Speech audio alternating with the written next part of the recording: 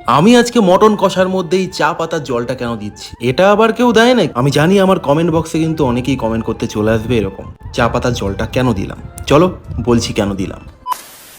আমার আগের ব্লগে কিন্তু তোমাদেরকে বলেইছিলাম যে আমি কিন্তু মটন কষার একটা ব্লগ আনবো, যে মটনটাকে একটু নতুন ভাবে তৈরি কি করে করা যায়। তার জন্য কিন্তু চলে এসেছি এই নতুন মিনি ব্লগটা নিয়ে। দেখতে পাচ্ছ মটন কিন্তু ধুয়ে আমাদের রেডি করা আছে। এবার কিন্তু আলুটাকে আমরা কেটে নেবো, দেখতেই পাচ্ছ। আর দুটো কিন্তু রসুন দিতে তোমরা ভুলবে না, কারণ রেসিপিটা কিন্তু নিউ। প্রথমেই কিন্তু কড়াইতে তেল কিন্তু ঢেলে দিলাম। তেল কিন্তু গরম হওয়ার সঙ্গে সঙ্গে আমরা যে আলুটা ছিল সেই আলুগুলো কিন্তু আমরা তেলের মধ্যে দিয়ে দিলাম। আর দেখলাম যখন আমাদের আলুর কালার ব্রাউন হয়ে গেছে, আমরা কিন্তু সবকটা আলু তুলেও নিলাম। আবার ফোড়নে কি কি লাগে সেটা তো আর তোমাদেরকে জানতে লাগবে না, সেটা তোমরা ভালো করেই জানো।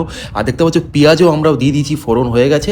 এবার কিন্তু মশলাপাতি যে মশলাপাতিগুলো দিয়েছি, যেমন জিরে গুঁড়ো, ধনে গুঁড়ো, গোলমরিচের গুঁড়ো, তারপরে হচ্ছে আদা রসুন পেস্ট, ঠিক আছে। তোমরা কিন্তু দেখতে পাচ্ছ মশলা কিন্তু আমাদের ভালো করেই কষে গেছে।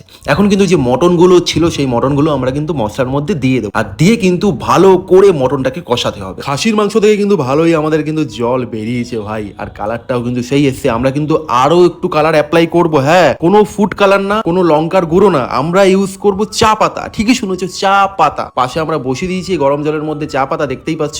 এই চা পাতার কালারটাকে আমরা কিন্তু খাসির মাংসতে অ্যাপ্লাই করব। চা পাতা দেওয়ার আগেই দেখতে পাচ্ছ মটনের কালার কিন্তু ভালোই চেঞ্জ হয়ে গেছে, হ্যাঁ, এটুকুনি ব্ল্যাক হয়ে গেছে। কিন্তু আমরা আর একটু ব্ল্যাক করব, কারণ আজকে কোনো লঙ্কার গুঁড়ো দেবই না আমরা। যেহেতু আমাদের মাংস কিন্তু কষানো হয়ে গেছে, আমরা কিন্তু মাংসগুলো সব প্রেশার কুকারের মধ্যে দিয়ে দিলাম। আর প্রেশার কুকারে দিয়ে প্রায় 10-12খানা সিটি দিয়ে তোমরা কিন্তু প্রেশার কুকার খুলে দিতে পারো, কারণ 10-12খানা সিটি কিন্তু দিতেই হবে। তো বন্ধুরা, মাংস কিন্তু আমাদের সেদ্ধ হয়ে গেছে। এখন কিন্তু আমরা সব মাংস কড়াইয়ের মধ্যে তুলে নিচ্ছি। আর দেখতেই পাচ্ছ মাংসের কালার কিন্তু হালকা হালকা ব্ল্যাক হয়ে আছে। আর দেখতে পাচ্ছ হাড় কিন্তু খুলে গেছে, হ্যাঁ, মানে সেদ্ধ কিন্তু ভালোই হয়েছে। মাংস কিন্তু ফাইনালি রেডি। এবার আমরা গরম মশলা দিয়ে মাংসটাকে নামিয়ে নেবো। আর রেসিপিটা কেমন লাগলো অবশ্যই কিন্তু তোমরা কমেন্ট বক্সে জানিও। আর যারা নতুন এসেছে আমার মিনি ব্লগে, অবশ্যই কিন্তু আমার পেজটাকে ফলো করে দিও। দেখা হচ্ছে নেক্সট একটা মিনি ব্লগে।